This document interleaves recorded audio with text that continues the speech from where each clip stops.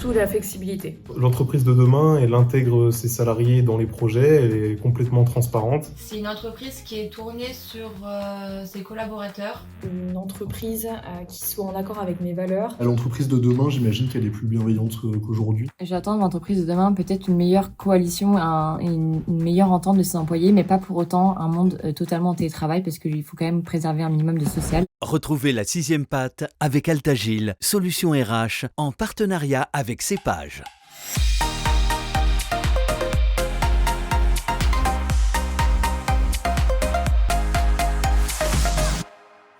Bonjour à tous.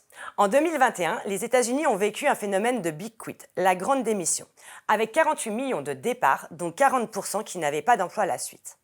Industrie, commerce, services, fonction publique, le Big Quit a touché tous les secteurs d'activité. De quoi s'interroger sur la fidélisation des collaborateurs et notamment des nouvelles générations, les millennials, les générations Y et Z qui représenteront déjà 75% des collaborateurs en 2030. Bonjour Laurine. Bonjour Marion. Peux-tu nous en dire plus sur ces générations et leurs attentes ? Oui, bien sûr. Tout d'abord, les membres de la génération Y sont nés entre 83 et 96. Leur vision du monde du travail est complètement différente de celle de leurs aînés, la génération X. Le salaire n'est plus le seul facteur d'épanouissement. Les attentes en termes de QVT et d'équilibre pro-perso sont bien plus grandes. Ils ont aussi une plus forte appétence que les générations précédentes pour changer de job ou d'entreprise. Selon une étude de CBRE, groupe conseil en immobilier, l'environnement de travail est aussi au cœur des attentes et 72% d'entre eux sont prêts à faire des sacrifices sur le salaire ou le temps de trajet au profit d'une entreprise qui répondra à leurs attentes. Les membres de la génération Z, quant à eux, sont nés entre 97 et 2010. Ils s'inscrivent en fait dans la continuité de la génération Y et partagent beaucoup de valeurs communes. La quête de sens dans l'entreprise et la recherche d'un management communicatif et participatif sont au cœur de leurs attentes. C'est aussi une génération engagée qui porte une attention particulière à la politique RSE des entreprises. L'entrepreneuriat fait aussi partie de leur mode de fonctionnement. Ils ont un besoin de liberté et d'indépendance, ce qui se retranscrit dans leur volonté d'entreprendre.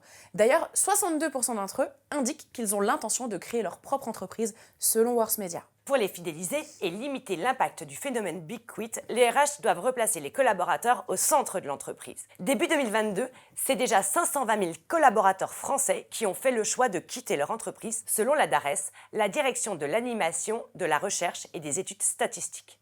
La pandémie de Covid-19 a aussi accéléré ce phénomène. Elle a donné du temps aux collaborateurs pour se poser des questions et revoir leur rapport au travail. Pour relativiser le Big Quit, on observe aussi un nouveau phénomène, c'est le phénomène salarié boomerang en France. Où après un départ, on voit les candidats revenir dans l'entreprise qu'ils ont quittée. Cela représente déjà 13% des démissionnaires et plus de 20% dans les pays anglo-saxons.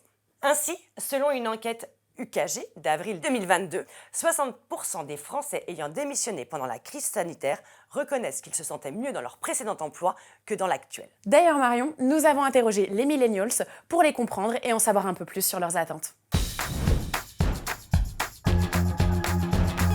Je m'aide des réseaux comme LinkedIn, Job Teaser, Indeed. Quelques candidatures spontanées en répondant à des offres sur les job boards. Je me suis même déplacée directement vers l'employeur avec mon CV et une lettre de motivation.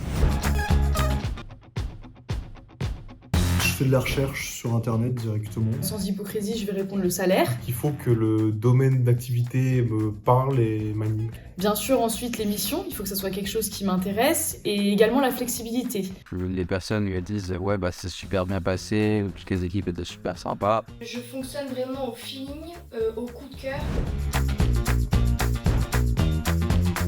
Surtout la flexibilité. L'entreprise de demain, elle intègre ses salariés dans les projets, elle est complètement transparente. C'est une entreprise qui est tournée sur ses collaborateurs. Une entreprise qui soit en accord avec mes valeurs. L'entreprise de demain, j'imagine qu'elle est plus bienveillante qu'aujourd'hui. J'attends de l'entreprise de demain peut-être une meilleure coalition et une meilleure entente de ses employés, mais pas pour autant un monde totalement en télétravail, parce qu'il faut quand même préserver un minimum de social.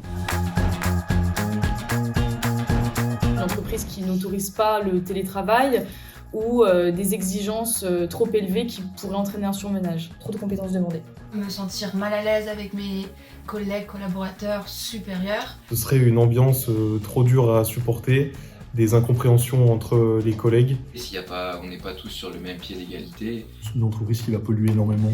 J'ai pas très envie de la rejoindre et de travailler pour elle. D'avoir des missions redondantes et pas du tout intéressantes. Et qu'il n'y ait pas d'avantage, hein, on va dire clairement les choses. Ce qui me fait fuir, évidemment, c'est une entreprise très mal organisée qui traite de manière très péjorative ses employés.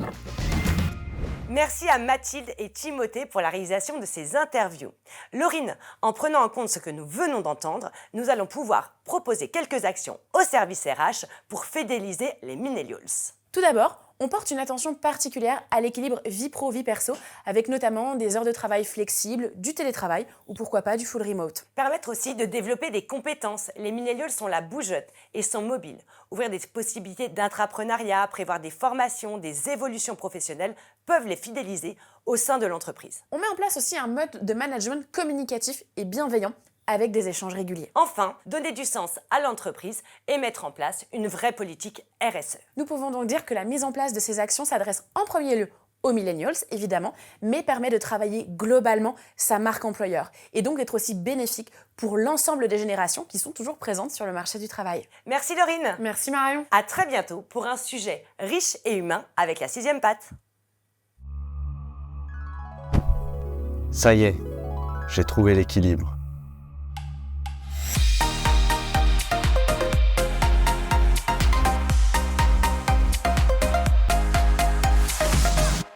C'était la 6e patte avec Altagil, solution RH en partenariat avec Cepage.